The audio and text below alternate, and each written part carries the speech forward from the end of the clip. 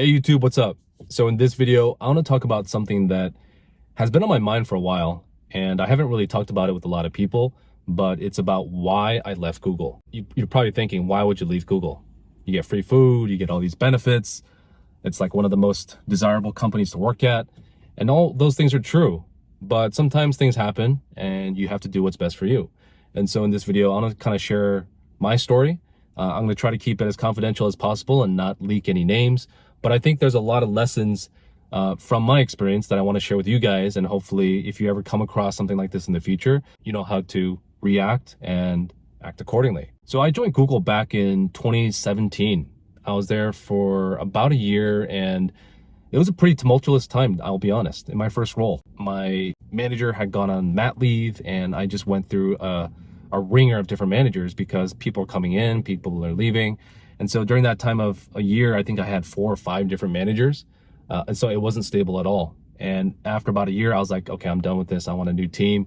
And so I applied for a different role and I moved to a different organization.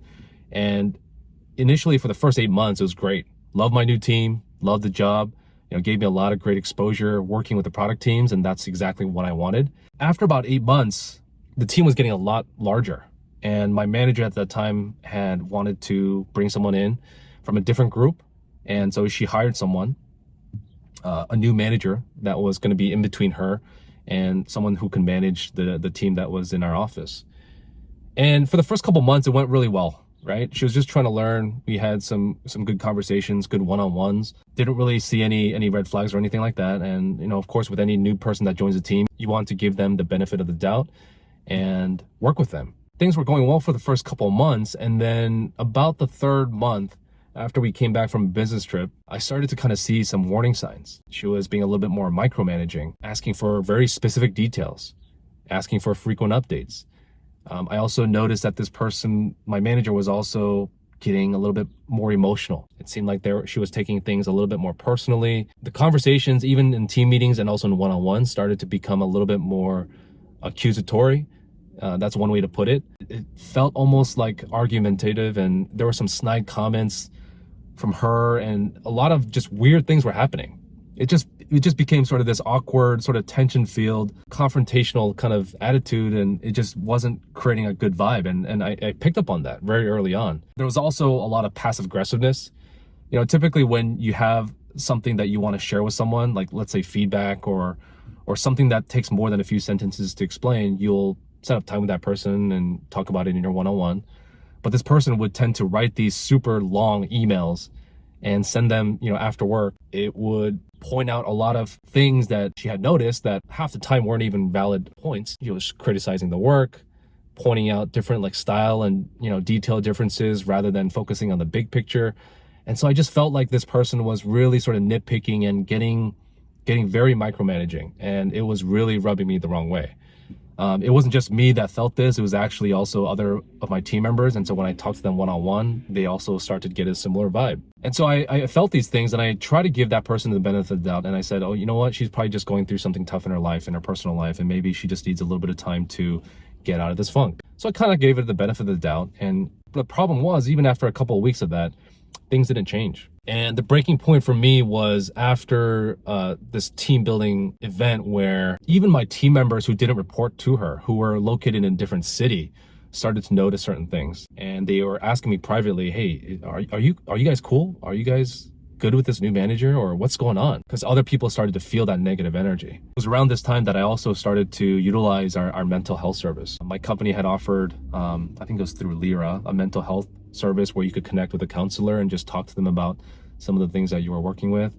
During this time, I also connected with my HR counterpart to kind of see, hey, what are some of the options that I have, or what are some of the things that I could do to help sort of address some of these issues. And I felt like it helped a little bit, both the therapist and also the HR person, but the issues didn't go away.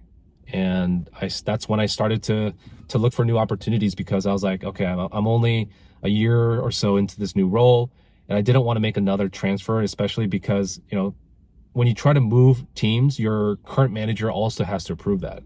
And because now I was starting to have this sort of negative relationship with my current manager, I felt like that was also going to be difficult to do. So long story short, I found an external offer. accepted and got out of that toxic situation and moved on. The funny thing is, after I left, two of my other colleagues immediately left that team. That's when I knew I had made the right decision. Not only that, when I look back and reflect on that experience, there was three major sort of learning moments where, number one, when one door closes, another one opens. I actually found a job as a PM, and it was a job that I wanted to do. Better pay, better culture. And the new manager was also someone who had all the qualities and attributes that were missing in my previous boss. Empathy, emotional intelligence, and just having that human connection. That was missing during my time, and I was looking for that. I was craving for leadership, and thankfully the new boss had that. The second thing I learned is make sure that you pay attention to the warning signs. It's okay to give the benefit of the doubt, but don't ignore the red signs. And initially I didn't see any, but by the second and third month, I started to see these signs, and that's when I should have acted instead of waiting, another 4, 5, 6 months. The warning signs that I kind of mentioned earlier before, like the micromanaging, the emotional outbursts and the little petty things that people do from time to time, those are all warning signs. And the third lesson that I learned when I look back and reflect is how you leave matters, right? It's a small community. Even when you work in tech, there's a lot of people that know each other. And so you don't want to unnecessarily burn bridges.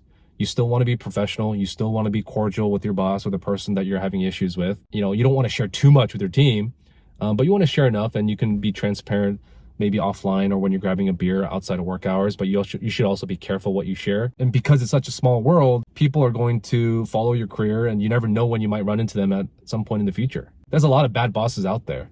And being able to work out these issues and resolve conflicts is part of working in a corporate setting. Anyways, guys, that's my story. I think life is short. You shouldn't have to deal with all this stress. There's a lot of opportunities and jobs out there. If you're working with someone who is creating a living hell for you and is creating a very toxic environment, don't stay. Your self-worth is so much more valuable. Don't give your energy away to someone who is not going to reciprocate. And so, guys, hopefully my story was helpful. Hopefully it inspires you and gives you some encouragement if you're going through something similar. If you've ever experienced a toxic boss or manager, I'd love to hear your experience and how you dealt with it, and maybe it'll help other people watching this video. Drop a like on this video, subscribe if you haven't, and we'll catch you guys in the next one.